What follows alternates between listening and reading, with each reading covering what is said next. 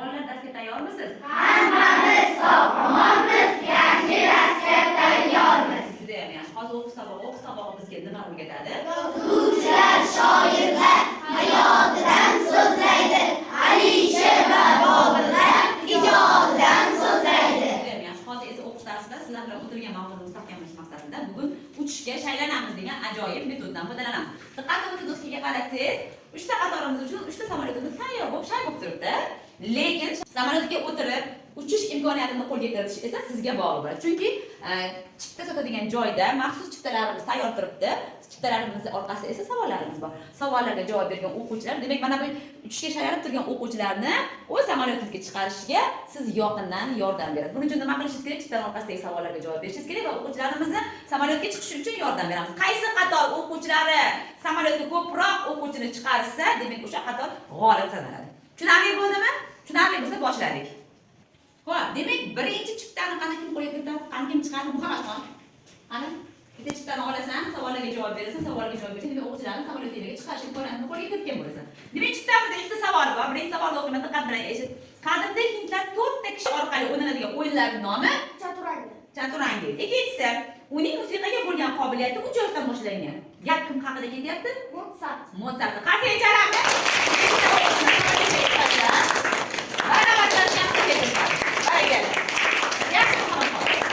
Kim chiqadi qani? Ajoyib.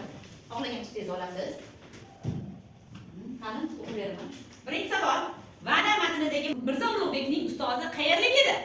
Rumlik edi. Ikkinchi savolimiz Bog'bon va Nihor matnidagi Nihor bilan bo'lani qanday o'xshashlik tomonlari bor? Bo'laga mehr bersa katta bo'lgan odobli bo'ladi, daraxtga mehr bersa mevali daraxt. Ikkalasi ham o'sib, rivojlanib bo'ladigan bo'lgancha ikkalasiga ham mehr va mehr berib, ularga yaxshi parvarish qilinsa, albatta kelajakda ikkalasi ham bu yaxshi inson bo'lsa, daraxt esa mevali daraxt bo'ladi. Yaxshi. Qanday chalamiz bitta?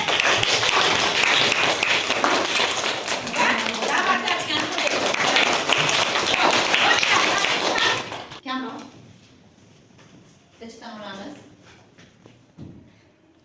Savollar o'qib bering, yordamlashaman. Birinchi savolimiz: Mozart qayerda opachasi bilan birgalikda konsert berishdi? Fransiya qirolligida. Fransiya qirolligida. Oygul bilan Baxtiyor deb nomlangan she'riy matndan nimadan parcha o'taymiz? Dostondan parcha. Dostondan parcha. Qanday chalamiz?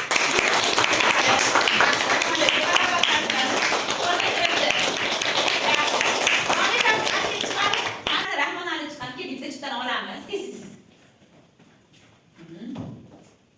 Yaxshi, chiptani sangi savollarni o'qib berishga harakat qilaman. Yaxshi, yaqinroq o'quvchilar qiladi. G'aroyib tanlov matnining qahramonlari Fatima Zuhra. Ikkinchi savolni o'qiyman, diqqat qiling. 1901-yil 5-dekabrda kim tavallud topgan? Walt Disney. Yaxshi, qanday chalamiz?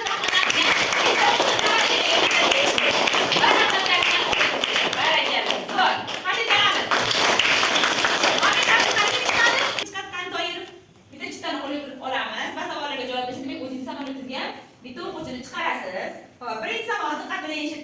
Nega matnidagi bolalar necha yoshlarda edi? 12-14. Yaxshi, keyingisi.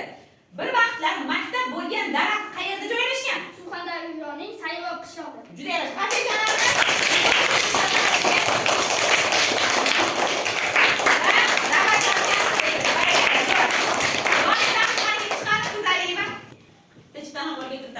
Harakat qilamiz savollarga javob berishga.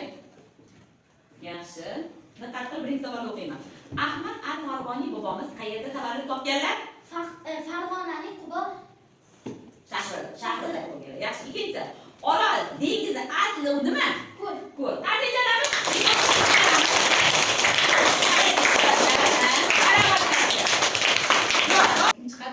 Tez bo'l.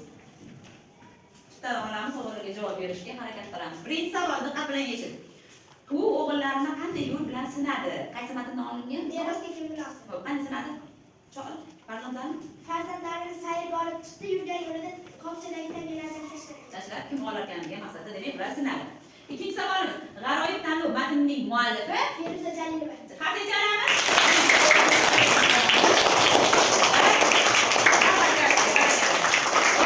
Dildora. Siz olamiz chiptani, savollarga javob beramiz. Savollarga javob o'qishga yordam beraman. Ketdik. Birinchi savolni eshiting, diqqat bilan. Hamid Olimjon qaysi viloyatda tavallud topganlar? Jizzax bo'ladi. Ikkinchisi, usturlab nima? Yulduzlarni ko'radigan asbob. Sotadigan asbob. Qanday chalamiz?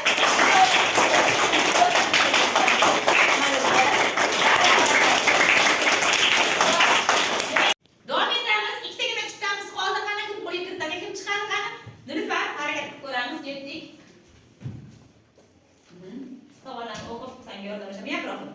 Tabib ko'klam she'riy matnning muallifi Rauf Tolib. yaxshi. Ikkinchisi, Qozog'istonda tavallud topgan shoir Hamza Imomberdiyev. qanchaychalamiz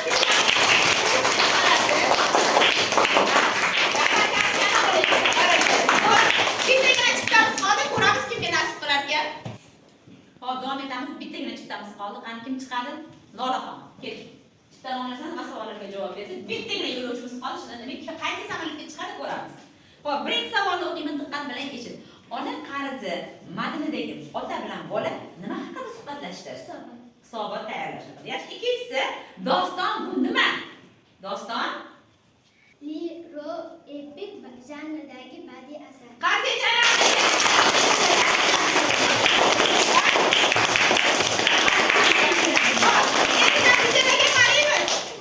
Natijalarga qaraymiz. Birinchi qatorimiz demak 3 ta o'quvchini samolyotga mindirishga shart qilishdi.